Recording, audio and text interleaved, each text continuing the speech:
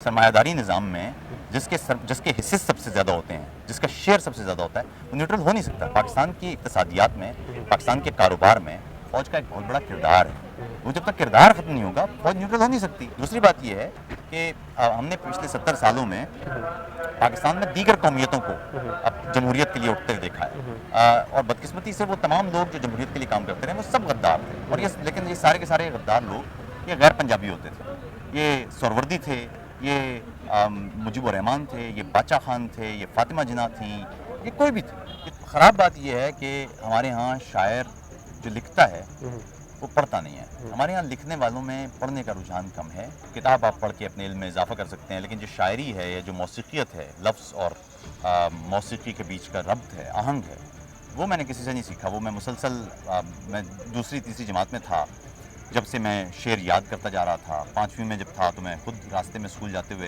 तो बंदियाँ कर रहा होता, तो मैंने किसी वजह से शेर नहीं कहना शुरू किया।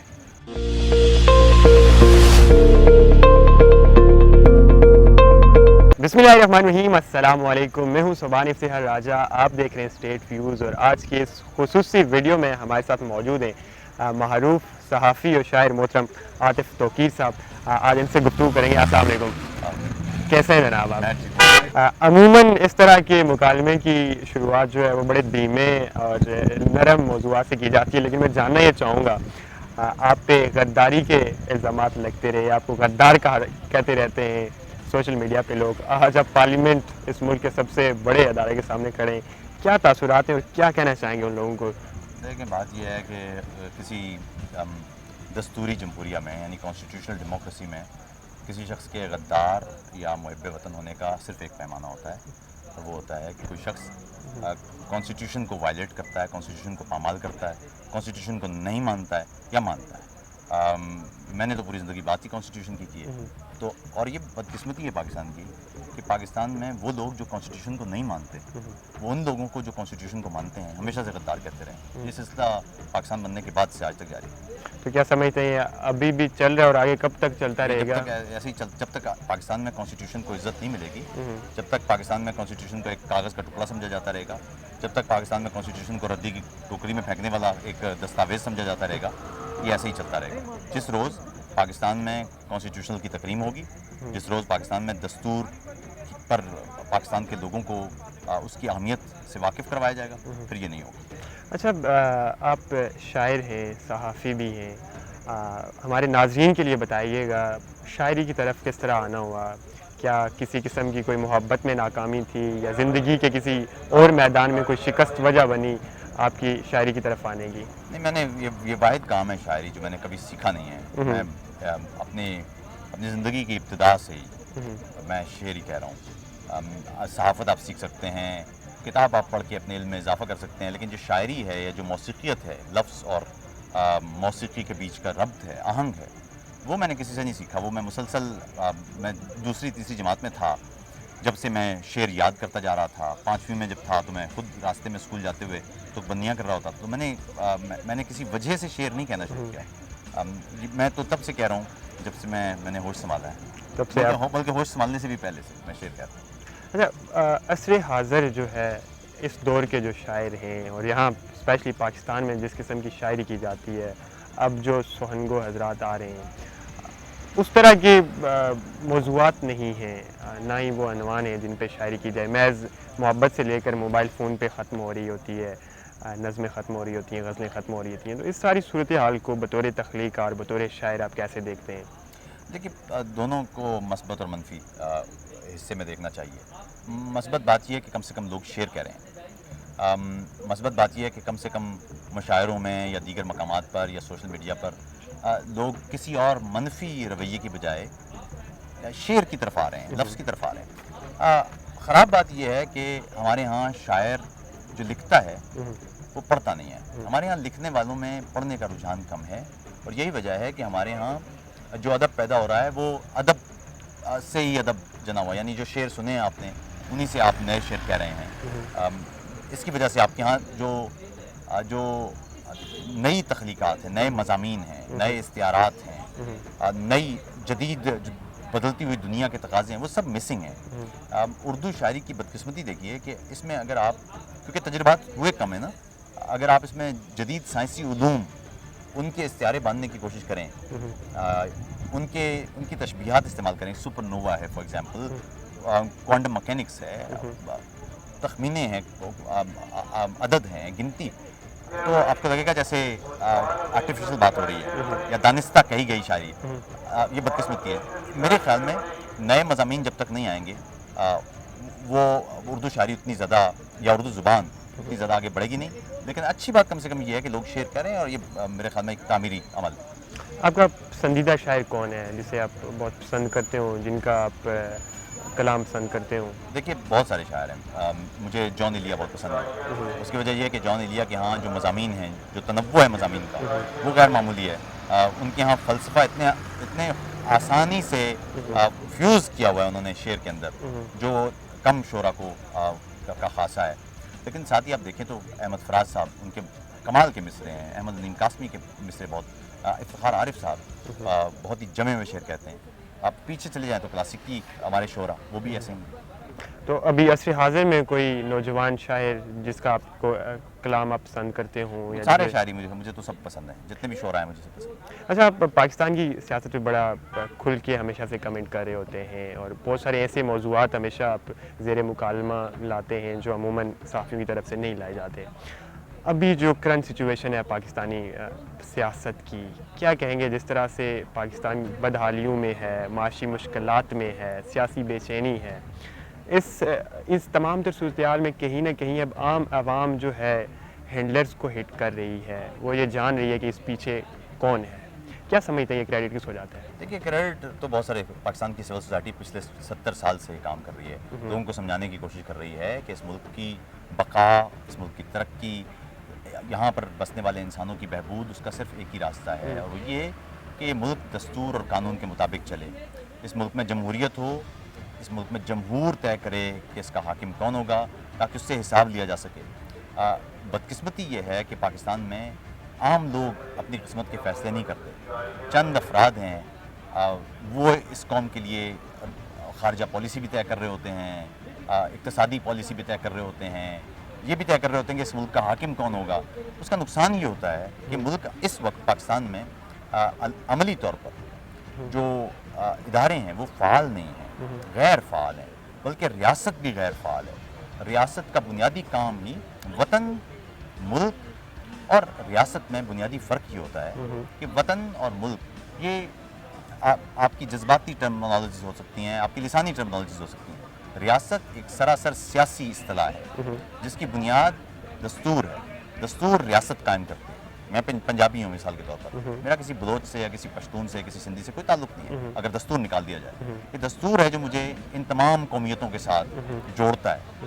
تو بدقسمتی یہ ہے کہ جب تک ہم پاکستان کے دستور کو, پاکستان کے قانون کو معتبر نہیں سمجھیں گے, رول آف لا جب تک نہیں ہوگا, اس وقت تک یہ مسلسل یہ چلتا رہے گا, اور یہ انحطاط سیاسی عدم استحکام کا نتیجہ پھر اقتصادی عدم استحکام کی صورت میں نکلتا ہے, اور یہ چلتا رہے گا. اچھا, یہ جو دستور سے خود کو بالا تر سمجھنے والی شخصیات ہیں, جس طرح سے پچھلے کچھ ماہ میں وہ برہنہ ہوئی ہیں ان کی حرکتیں, کیا کہیں گے وہ ان کی نیوٹرلٹی آئندہ بھی جاری رہے گی یا وہ نیوٹرل ہو چکے ہیں؟ کس طرح سے کمنٹ کریں گے آپ اس نیوٹرل ہونا ممکن نہیں ہے. دیکھیے بات یہ ہے کہ پاکستان میں, لیکن ابھی بھی آپ ہینڈلر کہہ رہے ہیں, عمران خان صاحب نیوٹرل کہتے ہیں, اس سے پہلے ہم نون لیگ والوں سے سنتے تھے خلائی مخلوع.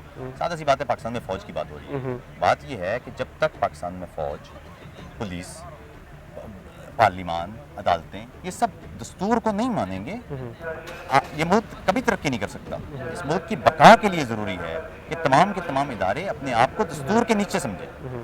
آپ دیکھیے کسی فرد کے لیے اس کی مذہبی کتاب سب سے معتبر ہوتی ہے, کسی ریاست کے لیے اس کا دستور سب سے معتبر دستاویز ہوتا ہے. اگر وہ اپنے دستور کو نہیں مانتا کوئی ریاست, تو پھر سمجھ لیجیے وہ ریاست نہیں چل سکتی, اور وہ ایسے ہی چل سکتی ہے جیسے پاکستان ایک نزا کی حالت میں مسلسل. دوسری بات یہ ہے کہ ہم نے پچھلے 70 سالوں میں پاکستان میں دیگر قومیتوں کو جمہوریت کے لیے اٹھتے دیکھا ہے, اور بدقسمتی سے وہ تمام لوگ جو جمہوریت کے لیے کام کرتے رہے وہ سب غدار تھے. اور لیکن یہ سارے کے سارے غدار لوگ یہ غیر پنجابی ہوتے تھے, یہ سہروردی تھے, یہ مجیب الرحمان تھے, یہ باچا خان تھے, یہ فاطمہ جناح تھیں, یہ کوئی بھی تھے. یہ تمام کے تمام غیر پنجابی تھے. پہلی دفعہ آپ کو پنجاب کے اندر ایک دوسرے کو غدار کہنے کی جو روایت پڑی ہے اس کی وجہ سے آپ کو ذرا یہ امپیکٹ زیادہ نظر آ رہا ہے. لیکن آخر میں پھر سمجھ لیجیے, جب تک کہ پاکستان میں تمام قومیتیں, تمام مذاہب کے لوگ, تمام زبانیں بولنے والے, تمام ثقافتوں کے لوگ, وہ جب تک کانسٹیٹیوشن کے دھاگے سے نہیں جڑیں گے, پاکستان ایک یک قومی ملک نہیں ہے. پاکستان ایک نیشن سٹیٹ نہیں ہے بلکہ سٹیٹ آف نیشنز ہے. پاکستان اقوام کا ملک ہے. ایسے ملک میں دستور کی اہمیت اور زیادہ بڑھ جاتی ہے, کیونکہ یہ دستور یقینی بناتا ہے کہ تمام اقوام, ان کی تعداد کم ہو یا زیادہ آبادی میں, لیکن ان کی تقریم برابر ہوگی. پاکستان میں بسنے والے تمام شہری برابر کے حقوق کے حامل ہوں گے اور ان پر فرائض بھی برابری کی بنیاد پر ہوں گے. تو یہ جب تک نہیں ہوگا اس وقت تک یہ مسائل رہیں گے. اچھا, آپ نے بڑی کھل کے بات کی اسٹیبلشمنٹ کے حوالے سے. عمران خان اور ان کے جو چاہنے والے ہیں وہ کہیں نہ کہیں یہ کریڈٹ لے رہے ہوتے ہیں کہ آج جس دہج پہ کھڑی ہے یہ اسٹیبلشمنٹ, یا جس طرح اسٹیبلشمنٹ کے کردار کو لوگوں کا علم ہوا ہے, وہ عمران خان کی بدولت ہوا ہے. نہیں, ایسا نہیں ہے. عمران خان کا ووٹر کون ہے؟ عمران خان کا ووٹر کون ہے؟ عمران خان کا ووٹر وہ ہے جو پاک فوج زندہ باد کہتا ہے. آج وہ عمران خان کا فوج سے کوئی اختلاف نہیں ہے. آج اگر آپ وہ جو شخصیات کا اختلاف ہے وہ ختم کر دیں تو عمران خان پھر وہ اپنی اسی راستے پر ہو جائیں گے. معاملہ یہ کہ پاکستان میں کوئی بھی جماعت دستوری راستے کو نہیں اختیار کر رہی. اب تک آپ نے دیکھیے, عمران خان اپنے خطابات میں فرما رہے ہیں کہ نیوٹرلز نہ ہو, فوج نیوٹرل نہ ہو. پاکستان, یہ تو سب سے خوفناک بات ہے. پاکستان کی سول سوسائٹی, پاکستان میں جمہوریت سے محبت کرنے والا ہر شخص 70 سال سے یہ کہہ رہا ہے کہ پاکستان میں فوج نیوٹرل ہو. پاکستان میں فوج کا کوئی سیاسی کردار نہیں ہونا چاہیے. پاکستان میں دستور میں لکھا ہے کسی فوجی کو بندوق سونپتے ہوئے کہ وہ پاکستان کی سیاست میں حصہ نہیں لے گا. اگر آپ اس فوجی کو یہ کہہ رہے ہیں کہ آپ سیاست میں حصہ لیں کیونکہ آپ نیوٹرل نہیں ہو سکتے, نیوٹرل تو خدا نے اجازت ہی نہیں دی, یہ تو صریحاً پاکستان کے کانسٹیٹیوشن کی وائلیشن ہے. آپ کو کہنا چاہیے ایسے موقع پر, اس موقع پر صرف عمران خان نہیں, تمام پولیٹیکل پارٹیز کو یہ کہنا چاہیے کہ یہ بہت اچھی بات ہے. اگر آپ نیوٹرل ہیں نا تو یہ بہت اچھی بات ہے. اب آپ سیاست سے دور ہوتے ہیں. پاکستان میں سیاست کا صرف سیاستدان کو, پاکستان میں سیاست میں شمولیت, ایکٹیو شمولیت پاکستان. ماضی کے قریب میں جس طرح سے ہم نے پچھلے 5-7 ماہ میں دیکھا, آپ کیا سمجھتے ہیں اسٹیبلشمنٹ کا کردار نیوٹرل تھا؟ عمران خان کو اقتدار سے باہر جو کیا گیا وہ کیا اسٹیبلشمنٹ نیوٹرل تھی؟ پاکستان میں اسٹیبلشمنٹ نیوٹرل نہیں ہو سکتی, کیونکہ پاکستان دیکھیے سرمایہ داری نظام میں جس کے حصے سب سے زیادہ ہوتے ہیں, جس کا شیئر سب سے زیادہ ہوتا ہے, وہ نیوٹرل ہو نہیں سکتا. پاکستان کی اقتصادیات میں, پاکستان کے کاروبار میں فوج کا ایک بہت بڑا کردار ہے. وہ جب تک کردار ختم نہیں ہوگا فوج نیوٹرل ہو نہیں سکتی. پرابلم یہ ہے کہ فوج نے ایک ایکسپیریمنٹ کیا, اس ایکسپیریمنٹ سے فوج کا کاروباری نقصان ہوا, اور اس کا نتیجہ یہ ہے کہ آپ دیکھ رہے ہیں کہ یہ سارا کچھ ہوا. مسئلہ یہ ہے کہ فوج اس وقت نیوٹرل ہوگی جب پاکستان میں فوج کے کاروباری انٹرسٹ وہ نہیں رہیں گے, بلکہ فوج ایک ادارے کے طور پر, ایک دفاعی ادارے کے طور پر کام کرے گی. اور جب تک یہ ختم نہیں ہوتا تو یہ سلسلہ اس طرح سے جاری رہے گا, یہ آئندہ بھی اس طرح چلنے والا ہے. اچھا, عمران خان کے اقتدار سے نکالے جانے کے بعد یہ امر ہمارے معاشرے میں بڑے واضح طور پر سامنے آیا ہے, چاہے جتنے بھی طبقے ہوں. عموماً کہا بھی جاتا ہے بہت سارے لوگوں کی جانب سے کہ اس وقت جو سیاست ہے وہ یا عمران خان کے ساتھ ہو رہی ہے, اس کی حمایت میں ہو رہی ہے, یا اس کے مخالف ہو رہی ہے. اس طرح سے باقی ہمارے معاشرے کے جتنے بھی طبقے ہیں ان میں بھی واضح تفریق پائی جاتی ہے. اگر ہم صحافت کی بات کریں, بے شمار صحافی ایسے ہیں جو عمران خان کی حمایت کر رہے ہوتے ہیں, دوسری طرف سے بے شمار صحافی ایسے ہیں جو ان کی مخالفت بھی کر رہے ہوتے ہیں, اور بے شمار میڈیا گروپس ہیں جو ان کے مخالف بیانات چلا رہے ہوتے ہیں. اس ساری صورتحال میں بطور صحافی, ایک صحافی کو آپ کہاں دیکھتے ہیں؟ وہ کس قسم کے اقدامات کر رہا ہے؟ کیا وہ ٹھیک کر رہے ہیں یہ جو کچھ کر رہے ہیں آج کے صحافی؟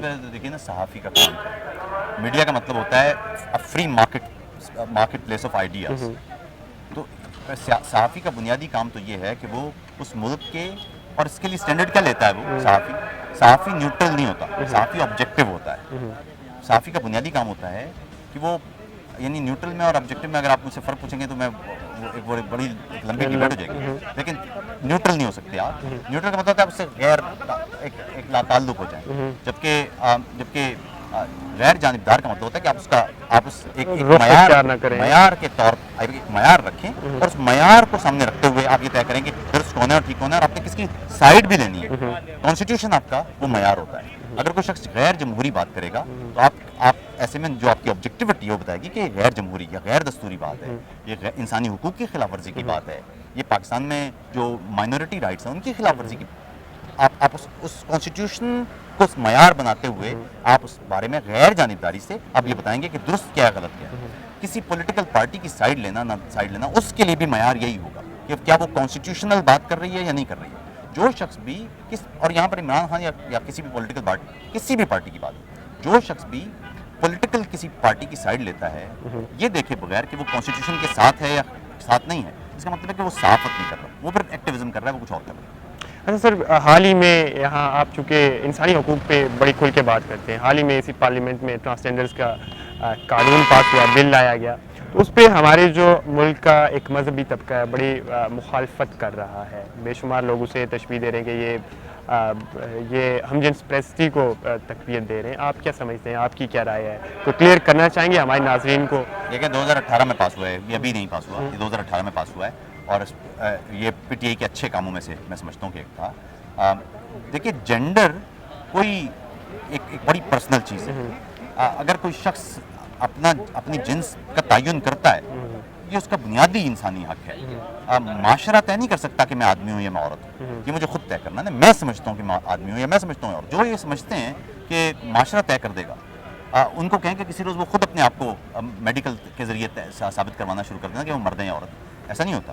दूसरी बात यह है कि हमारे यहाँ बदकिस्मती से किसी चीज़ को कंट्रोवर्सी के तौर पर इस तरह इस्तेमाल किया जाता है कि उससे बुनियादी मामलात से तवज्जो हटा के इस अंदाज के मामलात में चलिए। बुनियादी मसला ये है पाकिस्तान का कि यहाँ पर कॉन्स्टिट्यूशन की गारंटी के तहत इंसानी हुकूक जो होना चाहिए वो नहीं है, और मेरे ख्याल में ये बुनियादी इंसानी हक है कि कोई भी शख्स अपनी जिन्स का तयन करे। लेकिन क्या ये इख्तियार नेचर का नहीं है कि उसने आपको मर्द या औरत इन दो, मर्द और औरत नहीं बनाते, अल्लाह ने आपको पैदा कर दिया है, कुदरत ने आपको पैदा कर दिया है, आप मर्द हैं या औरत हैं, ये इख्तियार कुदरत के पास रहना चाहिए? नहीं, देखिए ऐसा नहीं है।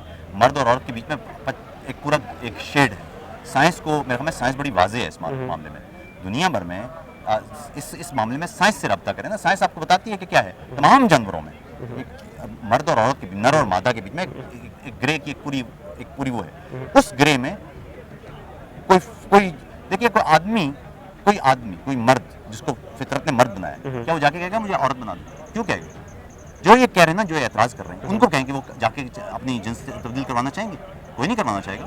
कोई इंसान जानबूझ के जिन्स क्यों चेंज करवाना चाहेगा? नहीं करवाना चाहिए। तो इसलिए ज़्यादा सा मामला है, ये कंफ्यूज करने वाली बात है कि जो मजहबी या गैर मजहबी आदमी ये कहे कि मैं इससे कोई शख्स अपनी जिन्स तब्दील करवा लेगा, उससे कहेंगे आप करवाना चाहेंगे? वो खुद नहीं करवाना चाहेगा। कोई भी आदमी अपनी जिन्स तब्दील नहीं करवाता, कोई भी खातून अपनी जिन्स तब्दील नहीं कराती। जो ग्रे एरिया है वो है ही उनका, जिनकी जिन्स वाज़ेह नहीं है, और उस मामले में वो खुद तय करेंगे कि वो क्या है। मैं कैसे तय कर सकता हूँ किसी के बारे में? मैं जानना ये चाहूँगा, वक्त गुजरने के साथ साथ हमारे माशरे में जो अदम बर्दाश्त है वो बहुत बढ़ रही है। मज़हब हो, सियासत हो, या कोई भी शोबा ज़िंदगी हो, हर जगह अदम बर्दाश्त है। आप क्या समझते हैं, क्या इक़दामात उठाए जाने चाहिए इस कल्चर को ख़त्म करने के लिए? ये जो टॉक्सिटी बढ़ रही है हमारे माशरे में, इसके सद्भाव के लिए क्या इक़दामात उठाए जाने चाहिए? देखिए, अदम बर्दाश्त कब होती है? अदम बर्दाश्त होती है जब माशरे में दलील को ताकत बनाने की बजाय ताकत को दलील बना दिया जाए। ऐसे तमाम माशरे जहाँ पर इल्म और मबाहिस वो ख़त्म कर दिया जाता है और ताकत के ज़रिए अपनी बात मनवाने की कोशिश की जाती है, वहाँ पर हमेशा ऐसे ही अदम बर्दाश्त का आपको नज़र आता है। रेप के वाक़यात हों या तशद्दुद के वाक़यात हों या जराइम के वाक़यात हों, ये तमाम बताते ही ये हैं कि आपके माशरे में इल्म और मकालमत ख़त्म हो गई। अब आपके माशरे में जो ताकतवर होगा वो किसी भी लेवल पे हो, वो ताकत के ज़रिए अपना दुरुस्त होना साबित करेगा। ऐसा माशरा जहाँ दलील ताकत नहीं रहती, वो खुद ब खुद अपना नेचुरल पाथ ले लेता है, और नेचुरल पाथ यही है जंगल का कानून। जंगल के कानून में जो ताकतवर होता है वो दुरुस्त होता है। तो अगर किसी माशरे में आप देख रहे हैं कि वहाँ तशद्दुद है, वहाँ अदम बर्दाश्त है, तो समझ लीजिए कि वहाँ समाजी कवानीन काम नहीं कर रहे, फितरी कवानीन जो जंगल के कानून वाले हैं वो चल रहे हैं। बहुत शुक्रिया आपके वक्त का।